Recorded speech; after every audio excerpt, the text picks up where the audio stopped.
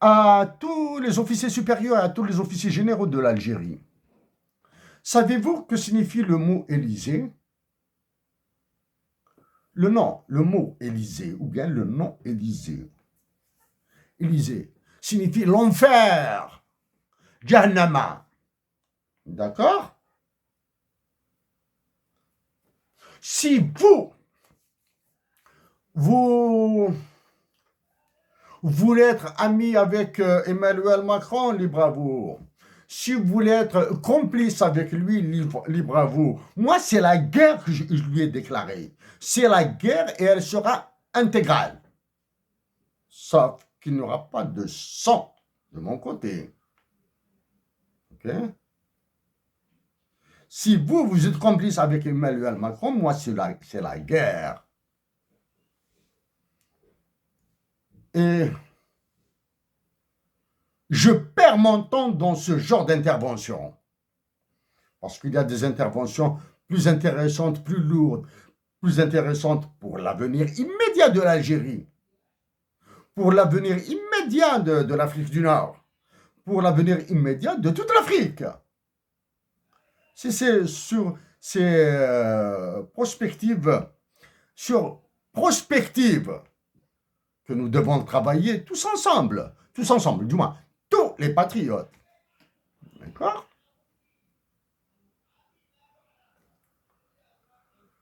Passer à l'aspect démographique maintenant, nous allons passer à l'aspect, un autre aspect un peu moins lourd.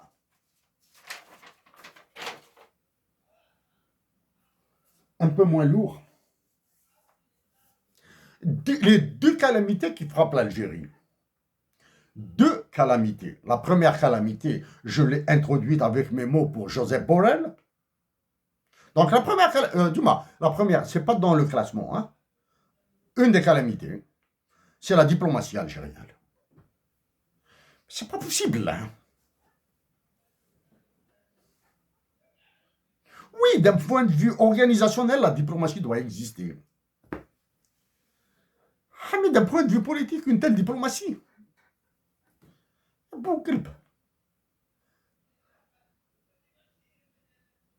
une diplomatie qui agit contre les intérêts de l'Algérie. Une diplomatie qui passe son temps à encore enfoncer l'Algérie. Une diplomatie qui continue à accueillir le représentant de la Libye, je ne sais pas quoi, là, ces histoires-là. La deuxième catastrophe, c'est l'état-major de l'armée. S'il vous plaît, ne venez pas me faire la leçon sur le patriotisme, sur l'état-major de l'armée, etc. Les leçons de patriotisme, je peux vous en donner même. Les leçons en tant que comportement et en tant que valeur théorique. Hein. La théorie, je veux dire, le patriotisme, hein, c'est à travers ça, moi. Le patriotisme, c'est pas le patriotisme de logorée, c'est un patriotisme de fait. Alors, bon. Qu'est-ce qui a été évité durant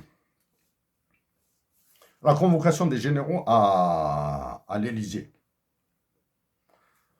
Les droits de l'homme, éclipsés, éludés, effacés. Pourquoi?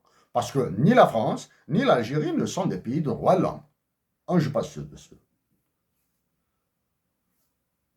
La liberté d'informer. Évacuée. Parce que ni la France, ni l'Algérie ne sont des pays où la liberté d'informer est garantie. Donc, les deux calamités, c'est la diplomatie et l'état-major de l'armée. Maintenant, je dois en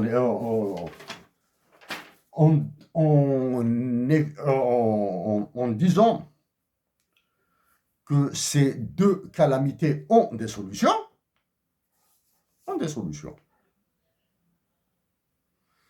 La calamité de la diplomatie et de l'état-major dans le domaine économique, elle a une solution, mais c'est une solution qui coûtera beaucoup de centaines de millions de dollars. Hein. Je dis bien des centaines de millions de dollars.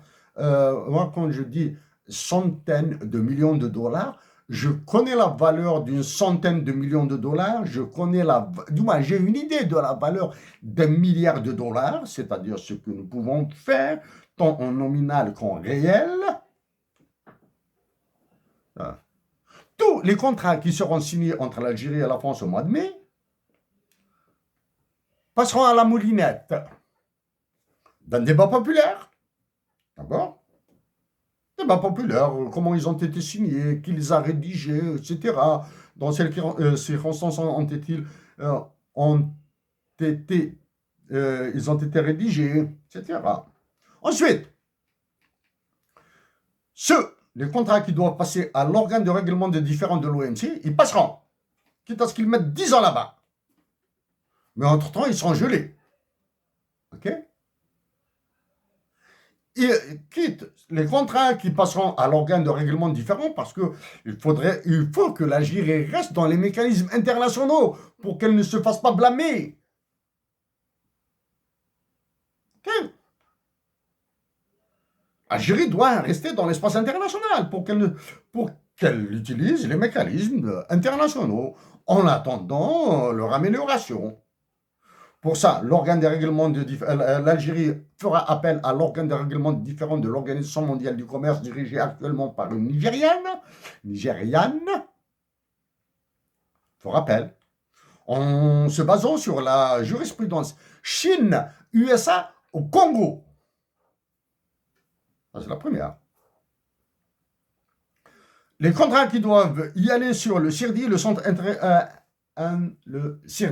Centre international pour le règlement des différends liés à l'investissement privé de la Banque mondiale, Iran, comme l'a été l'affaire Orascom. Senes al-Hajjar avec l'Hashmi Mittal s'est passé à travers les tribunaux d'arbitrage. Et le troisième mécanisme, je viens de le dire, c'est le tribunal d'arbitrage. Tribunal d'arbitrage. Oui, je suis conscient que l'Algérie ne dispose pas de ressources humaines spécialisées en droit international des affaires. Eh ouais. Nous allons payer et casquer. C'est pour cette raison que je dis que c'est des centaines de millions de dollars qui sont en jeu. Nous allons casquer vers les cabinets d'affaires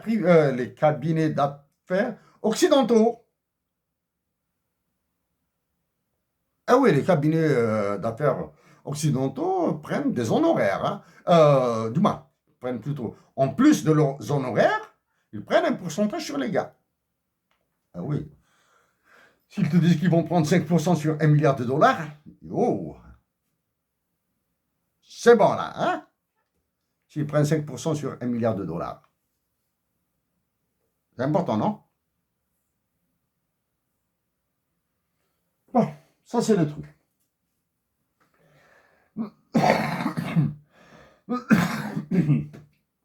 Ça, côté militaire. Le côté état-major maintenant. État-major. Ah, j'avais suggéré la transition, renouvellement intégral de l'armée, ensuite élection présidentielle anticipée. Ou élection. J'avais même suggéré de par le passé le gel de l'Assemblée et du Sénat. Ils sont en train de voter des lois aux conséquences irréversibles sur au moins 30 ans. En disant irréversible sur 30 ans, cela signifie que si même l'Algérie devient à partir de demain une Suisse, il faudra 50 ans pour voir un peu plus clair dans le domaine économique, dans le domaine des ressources naturelles, dans le domaine de l'éducation, dans le domaine de la santé, etc. Il nous faudra au moins 50 ans là. Donc, il y a le mécanisme, donc ça c'est le mécanisme des lois. Alors, après l'échec de mes propositions, suggestions, renouvellement de l'état-major, j'avais parlé d'une révolution des œillets à l'intérieur même de l'armée. Une révolution des œillets pacifique, sans mutinerie et sans coup d'État, sans effusion de sang. Malheureusement, non.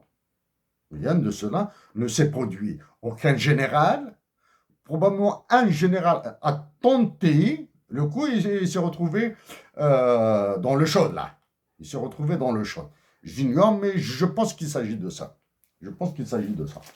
Donc, et d'où vient maintenant, d'où vient tout ça? D'où vient tout ça? Un texte fondamental. La Constitution. Hachakoum. La Constitution de Chott, dans laquelle un article pour l'intervention de l'armée algérienne à l'étranger a été ajouté pour qu'elle serve de chair à canon pour Emmanuel Macron. Ok. Sur l'absence de législation de protection de l'économie nationale à travers la monnaie dans la Constitution. Ok. Sur des articles en faveur des droits de l'homme complètement bridés. Par quoi sont-ils bridés? Ils sont bridés par les oppositions et les observations qu'a émises l'Algérie lors de la signature de ces protocoles et traités internationaux. C'est dans ces observations qu'il y a la bride à la pratique des droits de l'homme en Algérie. Droits de l'homme civils et politiques, économiques, sociaux et culturels. Et le majeur des majeurs, la question anthropologique en Algérie.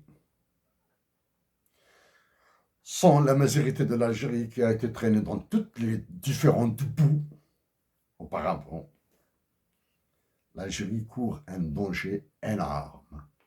Chers compatriotes, à tous les officiers supérieurs et à tous les officiers généraux, vous avez remarqué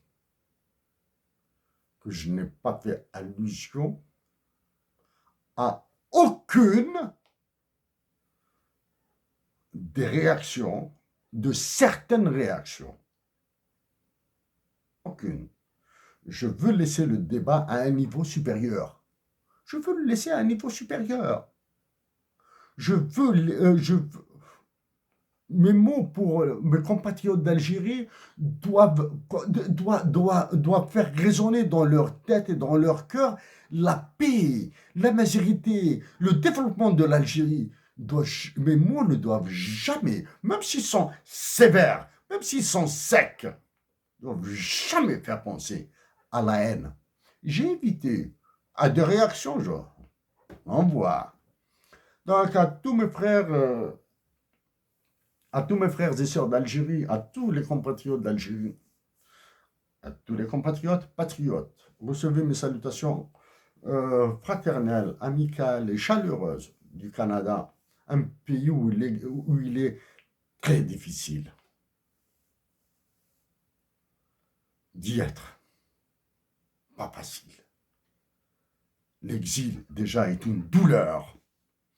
Et avec tout ce qui se passe dans le monde actuellement, travailler pour l'Algérie à partir du Canada devient très difficile malgré les apparences. Avec tout mon cœur pour vous tous. À la